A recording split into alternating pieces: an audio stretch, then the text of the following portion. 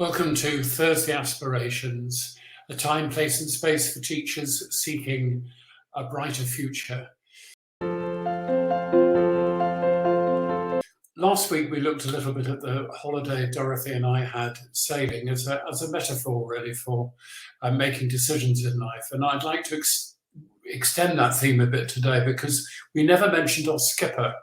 And skippering a boat is really important. And I would very much like to honour Elliot, who was the skipper of the boat that Dorothy and I sailed on for a week, because there was so much to learn about leadership from the way that he did it, and the managing of a diverse group of people, most of whom didn't know each other before and had very different skill levels. And I have to say he was extremely capable at it. But I'd like to draw on this and take it a little further and return it to the topic of consciousness that we were looking at last time. So, in a way, what we are is the skipper of our own boat of consciousness, our own ship of consciousness. And this is an analogy that Dorothy and I have used, that to look at your own consciousness in a way a bit like a sailing ship. And we'll explore that in a little bit more detail today. So when you're the skipper of your own ship, as it were, you're in charge of your own consciousness. And generally people are not so aware of that they can change their moods, their states of mind, their perspective at will. It's a choice you can make. But in order to be able to do that, you need to understand how consciousness works. And one of the models that we use at Personal Aspirations is this 3-level model of consciousness that we'll be returning to a little bit later. So, if you remember, Dorothy and I spent a week sailing in the Aegean Sea, or possibly it's the Mediterranean, actually, it's still at that point, but we were sailing in the Mediterranean Sea up the coast of Italy. And it was a wonderful opportunity for us to have a chance to reflect on where we're at in life and to also to just simply enjoy the moment. But when you step aside like that, it gives you a chance to get perspective, as this picture showed rather well, one that Dorothy took. And getting the helicopter view, or the bird's eye view, if you like, and which she took from up here at a rather squish hotel that she slipped into by getting there very early in the morning and being able to take a superb picture.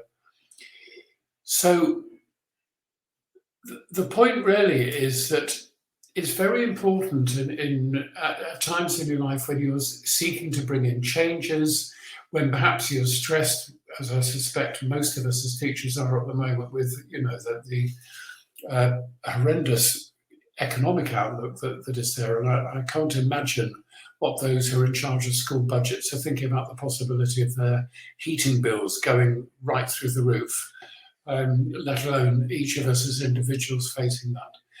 But to have a chance to step back and to ponder a little bit, to look at what we're doing and to think about how we're doing it is really very important. And we would certainly advocate building that in every day if you can, to have a quiet moment at the beginning and at the end of the day to reflect on what's coming and what has been achieved, because it allows you to have perspective and to take a view of things. So if you remember, we were considering consciousness in this way, as having 3 levels. And we want today to look at this middle level of consciousness, which we touched on before when we said that if we were to talk about a London bus, it's almost impossible, for those who know what the words London bus mean, for that not to immediately impinge on our consciousness. It enters anything that comes into our awareness, arises in that middle level of awareness. And if it's a tiger that has escaped from the zoo that's just down the road from us, that will dominate our consciousness. If it's the house that has caught fire opposite us, it will dominate our consciousness. But we're probably less aware of the other ways in which our middle consciousness is constructed, because it's made up of all our memories. It's made up of all the learning that we can access, everything we learned at school, at university, everything we learned sitting at the knee of our grandparents, our parents, those who influenced us.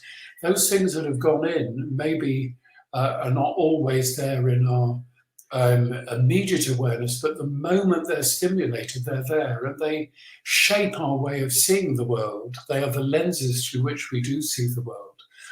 And it serves us well if we're going to try and bring change into our life, to be aware of what those perspectives are, what those learnings are, so that we can stand above it, as it were, and take the Olympian view of being able to look down on things and to begin to make choices, not to be at the affect of that consciousness. And that was illustrated rather well with our skipper, who he's also a climber, and he demonstrated those skills by going up to the top of the mast, because the weather vane at the top of the mast wasn't properly situated in relationship to another part of the mast that shows the ideal place for the wind in relation to your sails. So he went up to make an adjustment. And occasionally, if we can use that as a metaphor, it's important for us to make an adjustment and make sure that we're not distorting our way of dealing with what's around us, because we have certain beliefs that we've taken rather deeply that may no longer be true for us. I mean, one such belief might be, well, teaching is a job for life, or I can't leave my students because I've committed myself, and so on, and to choose another life would be wrong. That may indeed be true, but to not stand back and look at the assumptions that underpin the choices we're making in terms of our career, the choices we're making in terms of our life, means that the choices are made for us, rather than we consciously reaffirming that, yes, this is what I want to do, or saying, well, perhaps it isn't. And to go up to the top of our mast can be quite hard work, to stay there and to take a more